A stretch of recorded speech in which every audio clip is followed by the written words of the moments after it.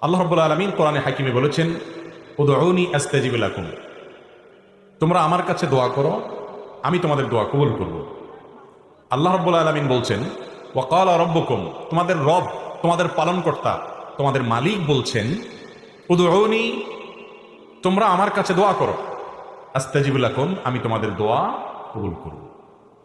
শুধু এখানেই আল্লাহ তাআলা শেষ করেননি, এরপরে আরো বলছেন, ইন্নাল্লাযীনা ইস্তাকবিরুনা আন ইবাদাতি, যারা আমার ইবাদত থেকে অহমিকা প্রদর্শন করবে, অর্থাৎ দোয়া করবে না, সায়াদখুলুনা জাহান্নামা দাখিরিন, তারা জাহান্নামে প্রবেশ করবে। নবী করিম সাল্লাল্লাহু আলাইহি সাল্লাম বলেছেন, আদ-দুআউ হুয়াল ইবাদাহ, দোয়াই হলো ইবাদত। আমরা যত ইবাদত বন্দেগী করি, এই সমস্ত ইবাদতের সার নির্যাস হলো দোয়া। ইবাদতের মধ্যে সর্বপ্রধান ইবাদত কোনটা? সর্বপ্রধান ইবাদত কোনটা? নামাজ।